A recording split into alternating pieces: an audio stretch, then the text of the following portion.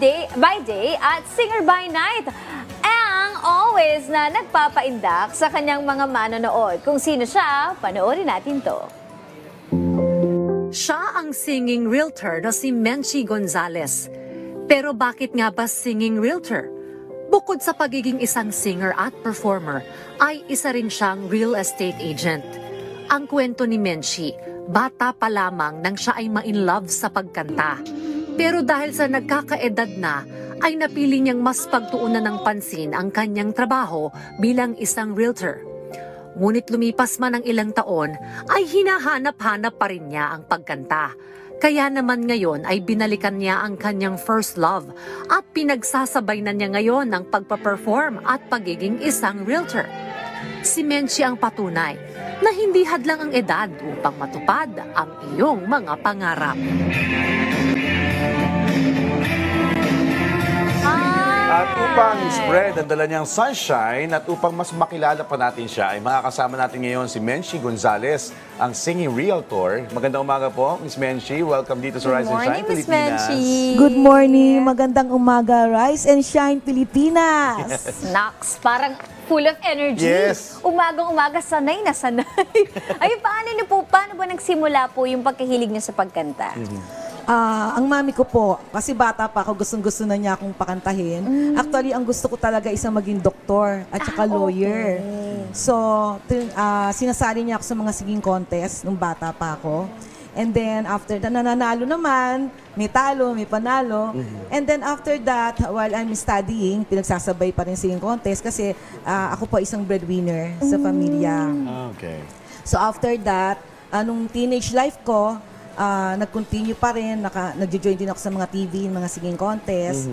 And then, nung college na ako, nagkaroon kami ng financial problem sa family. Dahil kailangan na rin, kasi palipat-lipat din kami ng bahay, we don't have permanent home. So, nag-decide ako, sabi ko, kailangan kong tulungan ng family ko mag-focus sa pamilya para matupad ang pangarap namin. Yun, doon po nag-start, nag-abroad ako, kasama ko ang aking banda. Yun, kung saan kami nakarating na bansa, nakaipon, at ngayon nakapagpatayo na rin ako ng sarili kong house and lot. Wow. That's nice.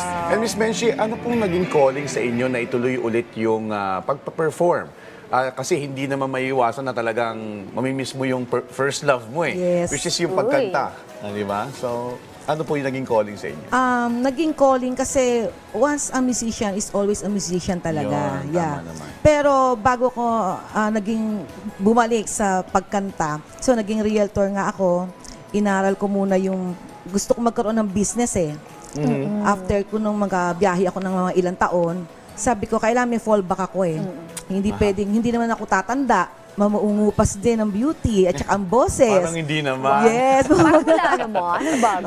Mawawala din, tatanda yung boses, mga gano'n. Kaya sabi ko, kailangan may fallback ako. So I decided to join the real estate company. And then hanggang na-promote ako as sales manager. Wow. Yeah. Okay. So, ayun. Tapos, ilang years din ako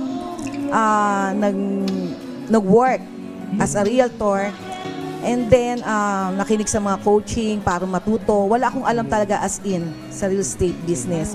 So, nung natuto na po ako, sabi ko, parang hinahanap-hanap ko na naman yung aking passion. Sabi ko, hindi ako naniniwala na pag matanda ka na, hindi mo na kailangan balikan yung passion mo, di ba? So, hanggat may boses ka, inaalagaan mo yung sarili mo, alagaan mo yung talent mo, kayang-kaya naman ibalik yon. Yun. Kaya nag-try uli ako, nagsali ako sa mga concerts. So may mga concerts kami ngayon mga darating pa. Ayun, ang galing naman. Kumusta naman po yun, yung sa pagsasabay nyo ng bilang isang realtor at isang singer?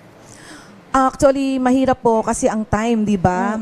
Actually, minsan konti na lang yung tulog ko. And then, pero time management lang talaga.